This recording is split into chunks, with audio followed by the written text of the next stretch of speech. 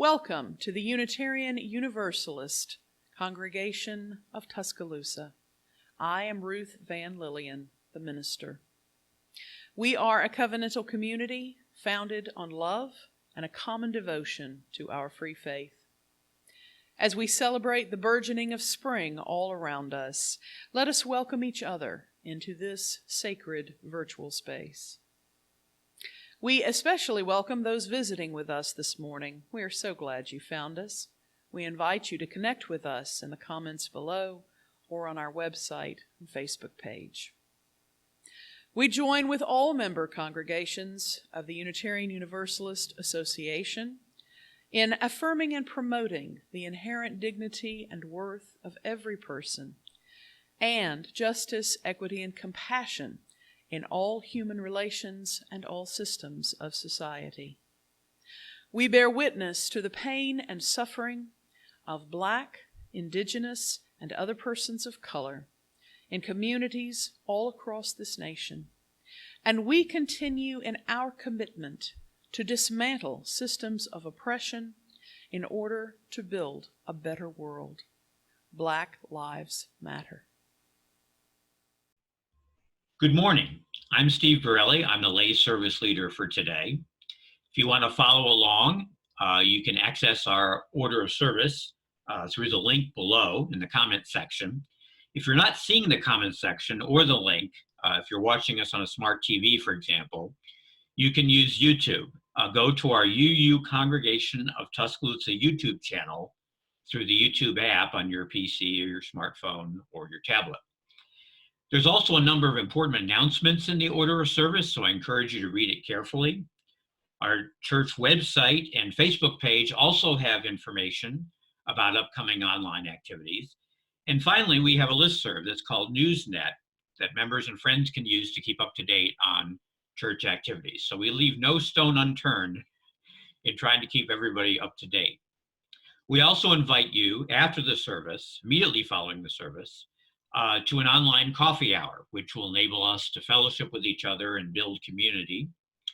You can see the link for the online coffee hour, again, in the comment section below, or if you're on NewsNet, in the email that you received recently about today's service.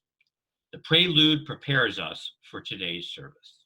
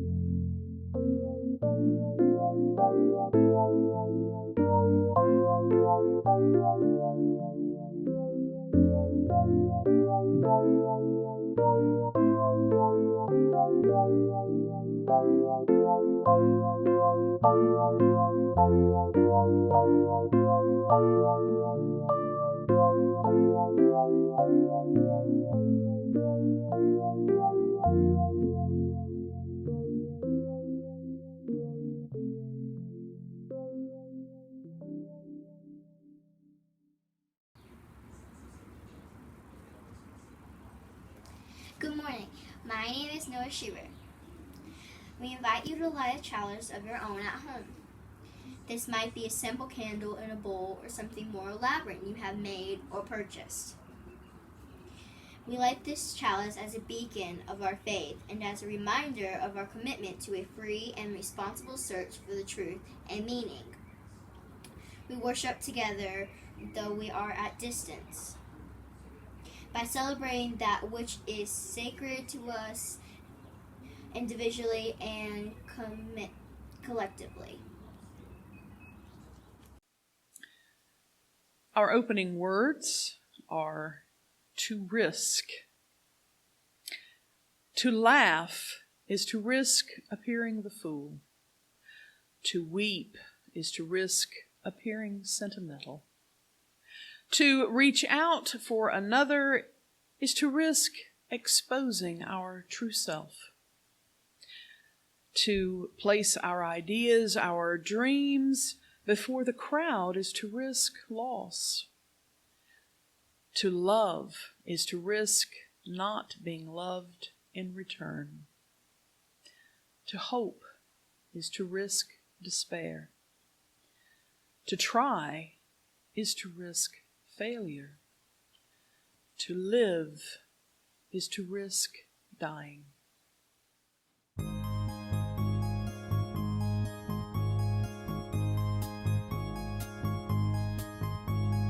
Flows and flows of angel hair, and ice cream castles in the air, and feather canyons everywhere. I've looked at clouds that way, but now they only block the sun. They rain and snow on everyone. So many things I would have done, but clouds got in my way. I've looked at clouds from both sides now, from up and down, and still somehow it's clouds' illusions I recall. I really don't know clouds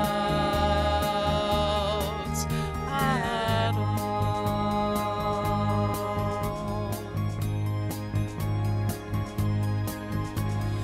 Moons and tunes and Ferris wheels, the dizzy dancing way you feel, as every fairy tale comes real. I've looked at love that way, but now it's just another show.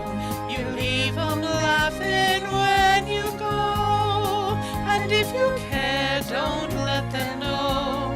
Don't give yourself away.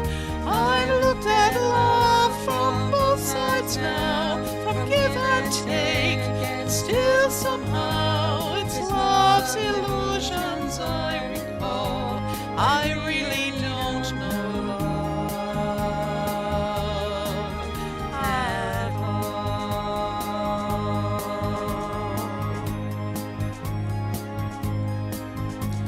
Tears and fears and feeling proud to say I love you right out loud. Dreams and schemes and circus crowds, I've looked at life that way.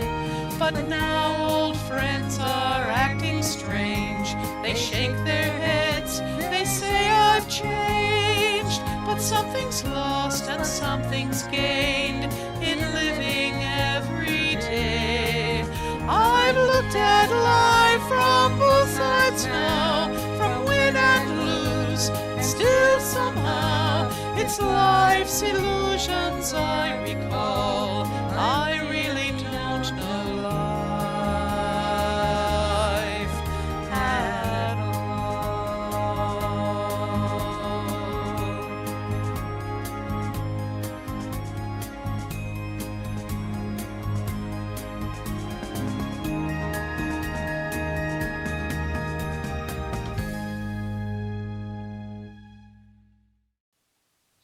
This is the time in our service when we share with one another our concerns and our celebrations. If you're watching the service live, you can put your joys and concerns in the chat now. This morning, we are celebrating that Laura is recovering from a procedure, and we are celebrating her and Eric's daughter Isabella's birthday. Happy birthday, Isabella. We are sad to hear that Shampa has lost a family member to COVID in India.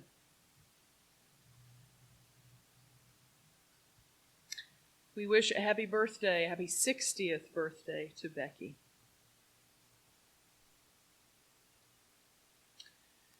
And finally, let us keep our siblings and kindred far away in Israel and Palestine as they continue to struggle together in that most difficult conflict.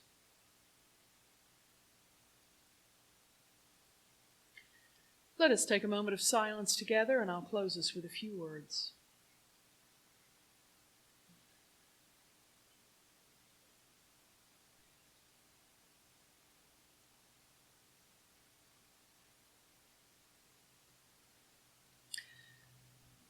It is so easy to despair amidst repeated bad news. It is so easy to be discouraged amidst conflict and challenge piled on top of each other. Let us remember what we know to be true, that we are not alone, that we are loved, that we are in community, that we have each other's backs, that what comes next we face together, that who we become is something in which we have a choice. Amen. Shalom. Blessed be. Good morning. I'm so glad that you are with us this morning. I want to tell you a little story. It's kind of a true story. Once upon a time, there was a little pine tree, and it grew very close to a nice little church building. And it grew and it grew, and the years came and went, and it got very, very tall, and it could see all around, over the roof of the church, down the street. It could see the people come and go on Sunday morning and for special occasions, and it saw the staff come and go during the week. It was a very happy pine tree. And then no one came for a long time. Something happened the pine tree did not understand, but the little church building sat alone. And the little pine tree, that was now a big pine tree, felt very lonesome. And then one day there was a big storm, a huge storm. The wind whipped the pine tree back and forth, and suddenly over it went, crash, onto the grass, onto the sidewalk, right up in front of the door to the little church. And there it lay, wondering what happened. And as it lay there, it thought, what happens now? What will become of me? What happens next? And as it lay there, it felt something going on, tickling its roots down in the dirt, where the roots had come up and were now exposed to air. It felt air, and what could it be? Worms and beetles and pillbugs and snakes and chipmunks and squirrels, all exploring, all finding new things to eat, all finding new places to live. And it noticed that new birds were fluttering around in its branches as it lay on the ground. And it noticed that some of its cones, which had its seeds, had shaken loose and fallen in new places, and that they would continue to roll around and get kicked around and move.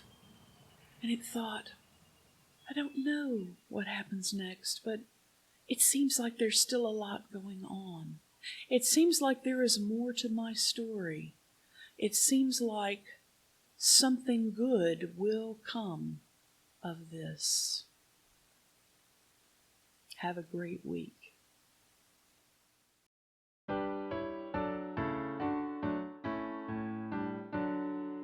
Touch the earth, reach the sky. Children ask the reasons why. In our lives the answer's sure, and by our love they learn and grow. Out of gratitude for all we've been given and all we have now, we share our resources because we love and trust one another, and because this church enriches our lives and empowers us to make our whole world better. We rely upon each other, members and friends, and we appreciate the payment of pledges and generous donations to support the legacy, vision, and work of this church community. Contributions may be made through PayPal by using the link below in the description, or by mailing checks to UUCT. All undesignated contributions will be divided between our Split the Plate partner and our congregation. Our Split the Plate partner for this month is shown on the screen as you're listening to this. Please mark your pledge payment to UUCT in the comments field on PayPal or the memo line of your check. If you prefer to write a check directly to our partner organization, please mail it directly to the address we include in the description of this video. The offertory music will continue in this window as you open a new window to make your contributions.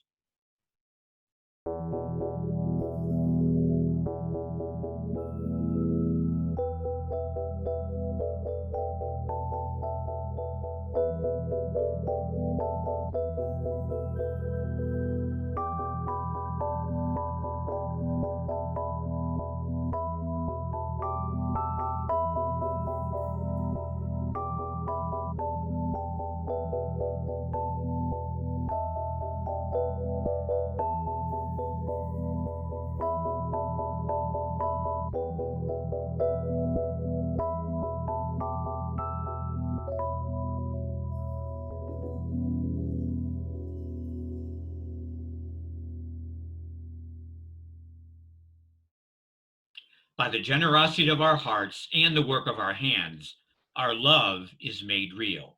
Thank you for your generous gifts.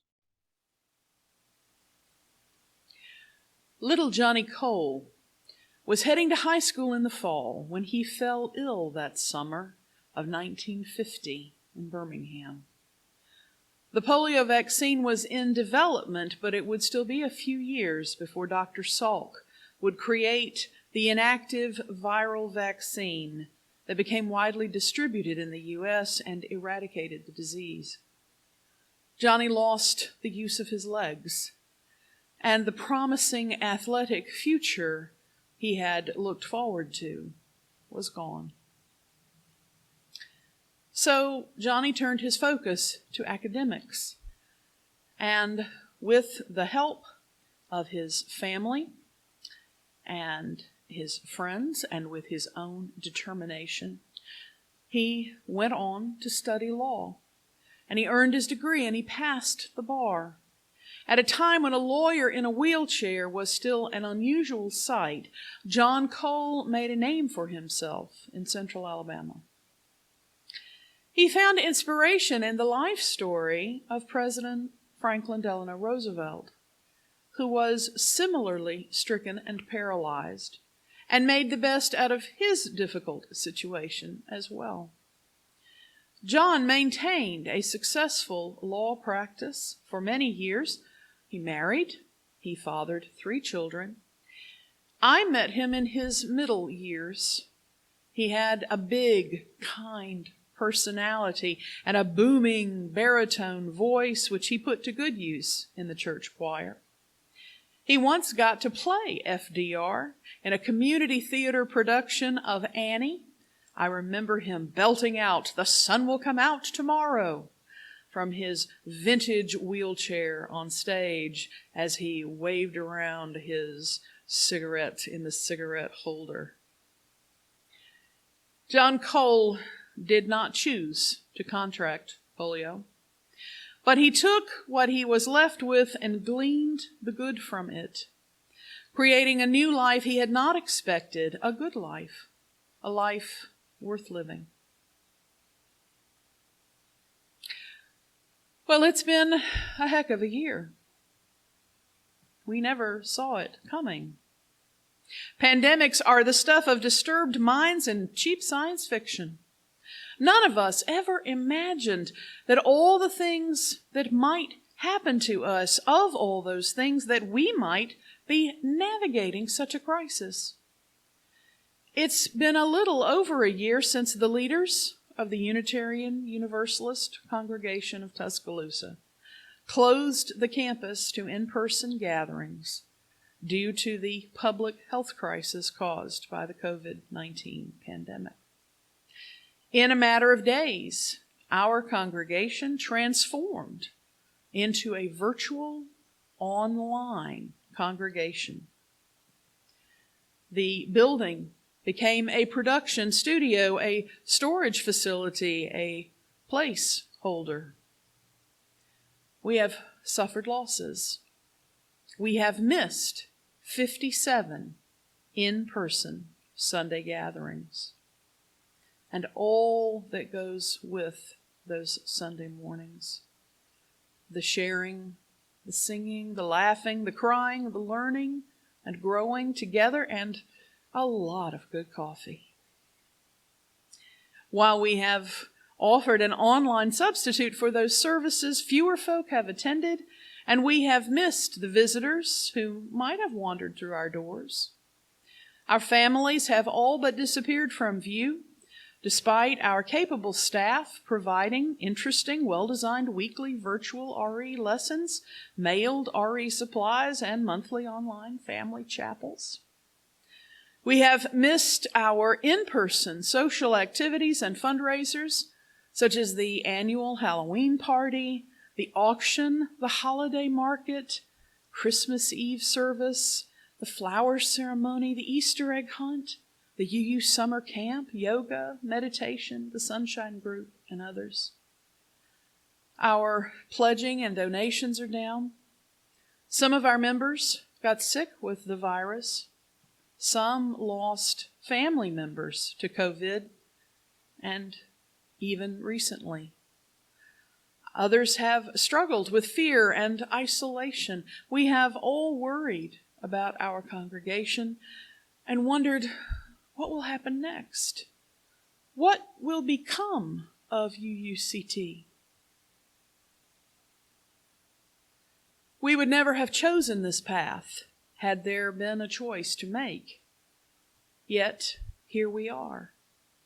And I am wondering what good we can glean from this difficult, unexpected year in the life of our congregation. I remember when only big churches paid technical experts to run big, expensive equipment in the back of large sanctuaries to record their worship services. They would pay big bucks to local TV stations to broadcast those services a week later, to be watched mostly by the sick and the homebound. I remember the era of TV evangelists like Ernest Angsley, Jim, and Tammy Faye Baker. We used to make fun of them in seminary, and none of us aspiring ministers ever imagined ourselves in front of a camera on Sunday morning. In this era of the internet, Wi-Fi, cheap handheld video and audio equipment, and the extraordinary talents of some of our members, we managed to convert our Sunday services into a virtual phenomenon in less than 1 week. I, who used to mock television preachers and was still using a dumb phone, made the shift to preaching to a camera in a sanctuary full of imaginary parishioners. We learned how to create online church. And the church growth experts had been telling us for some years that this is the future of the church, long before the pandemic came along to shove us into this future. Now all UU congregations have a chance to move our ministries into new times and places to meet the rapid changes of society around us. Now we have a chance to continue being relevant to a broken world which needs what we have to offer, but which has nearly forgotten us. I believe we will be looking back at this difficult time and realizing we gleaned an enormous amount of good for the life of our congregation. Another important, if painful, good I believe we can glean is the realization that our church cannot and will not go back to what it used to be. The pandemic has pushed us to consider the past, functioning in patterns of operation, and the overall purpose of UUCT with a sharper lens. The idea that if we could just get back to some magical point of doing things the way we used to, folk would once again find their way to our doors and, being near clones of ourselves and with deep and generous pockets, they would come in and fill the voids left by those who have moved away, drifted apart, or died. We dreamed we could reach some point of critical mass in membership and reproduce the golden days of decades past. But the pandemic has served to show more clearly that such a dream is unlikely to come true. The world had already changed. Church attendance across the country was already in decline. And once in-person meetings ceased, many more folk drifted away, unwilling or unable to attend online. Predictably, financial giving dropped also, and so many small congregations like ours have found themselves in dire straits. For our congregation, the pandemic turned a slow deterioration into an acute situation. And the good news is that now that our attention is focused on it, we have a chance to refocus on our mission and strategize about recreating our congregation into something wonderful and new. What will become of UUCT? Turn that passive question around. What will UUCT become? You have it in your power to make changes and to become something new and renewed. The pandemic has offered you a powerful opportunity if you have the courage to pursue it. You can join with other UU congregations in a newly energized and newly focused effort to dismantle white supremacy culture within and without. In recreating yourselves, you can take steps not to revert to the completely familiar, but to engage in a closer examination of who you want to be and who you want to be in ministry with in the Tuscaloosa community. Will it be easy? Absolutely not. Will it come quickly? No. Will you struggle with each other in casting a new vision for the future of UUCT? Certainly. Where there are two UUs gathered, there are surely at least three opinions. Will it be worth it? Oh, yes. You can try to go back to the way things used to be, but I am convinced that this congregation will not survive much longer if you do. You can try to push past the pandemic, to forget about the losses and challenges and pretend it doesn't matter, or you can glean the good it offers and take advantage of the opportunities in front of you. Back in my Methodist days, I was privileged to stand at the bedside of a dear church member, Byron, a wise and gentle man, owner of a local tire store. He was nearly 80 and had served as a leader of his congregation for decades. I stood with his wife of 40 years and their 2 adult daughters as, in accordance with his wishes, the ventilator was turned off and his body slowly wound down until there was only silence in that sacred space. Later I spoke at his graveside and held Evelyn's hand as she stepped unwillingly from the role of wife into a new life as a widow. Evelyn had been completely dependent on Byron for many years. She had myriad health problems of her own, and he took care of everything after he retired. He did all the driving, the shopping, most of the cooking and cleaning. She was frequently sick and spent much of her time in bed or lying on the couch. They got into this pattern, and everyone who knew them got used to it. This was their life together, their routine, and they made it work. When Byron died, we all worried.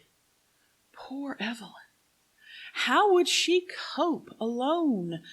What would become of her? Well, Evelyn had some hard choices to make. Their girls had jobs and families, and Evelyn didn't like the idea of moving in with either of them. She also didn't want to move into an assisted living facility. And she decided she wasn't ready to die yet either. So Evelyn surprised us all. She recreated her life. She pushed herself to improve her health with better eating and more physical activity. She took up driving again, and shopping, and cooking. And she started to go see old friends again, and she joined activity groups and made new friends, and she became a leader in her church. Evelyn discovered a whole new way of life, and there was much good in it.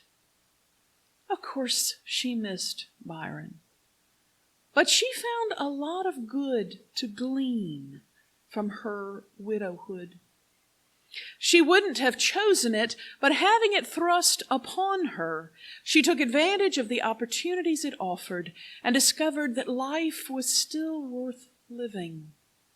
What became of Evelyn? Well, Evelyn became someone renewed. My friends, the pandemic has left us all battered and bruised. There are losses that cannot be recovered. UUCT will not be the same as it was before. But it can be something new, something wonderful, and perhaps something better. What will become of your congregation? What will your congregation become? Let's start gleaning the good as we look forward to a new era of UUCT. Amen. Shalom. Blessed be.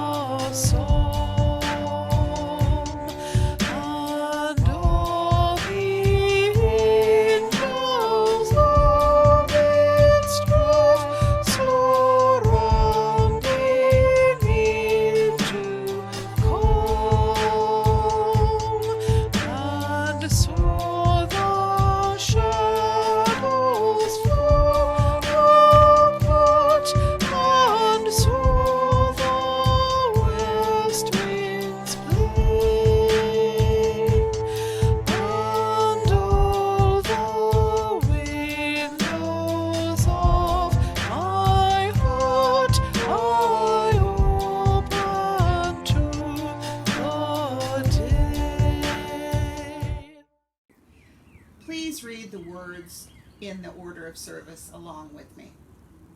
As we extinguish this chalice flame, let us remember that we carry the light within ourselves, which brings healing to a broken world and hope for the days ahead.